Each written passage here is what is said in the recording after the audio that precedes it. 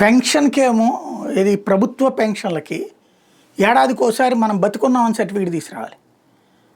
Life certificate అంటారు. నేను ఇక్కడ బతుకున్నాను నాయన అంటే ఎట్టాగా నాకు ధృవీకరణ అంటాడు. నేను బతికి నీతో మాట్లాడుతున్నాను కదరా అంటే నాకేడా తెలుసుద్ది అంటాడు. డాక్టర్ గారు చెప్పాలి మనం బతుకున్నామని చెప్పేసి.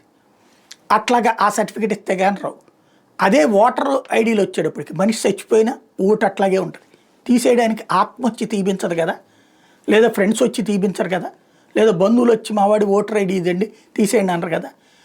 ఇట్లాగ దేశవ్యాప్తంగా కనీసం 3 నుంచి 4 కోట్ల చచ్చిపోయిన వాళ్ళు ఓటర్లుగా ఉన్నారు. చచ్చిపోయిన వాళ్ళు. అట్లాగే ఒకే మనిషి 4-5 చోట్లకి వెళ్ళటం వల్ల అట్లాగే ఉండిపోయిన ఓట్లు ఇంకొక 3-4 కోట్లు. ఈ రెండు తీసే దాదాపుగా 10 కోట్ల ఓట్లు పోతాయి. దేశవ్యాప్తంగా ఇదే ప్రస్తుతం ఎన్నికల సంఘం తీసుకుంటుంది. బీహార్లో ఆరంభించింది, దేశవ్యాప్తంగా ఆచరణలో పెడతామని చెప్తోంది.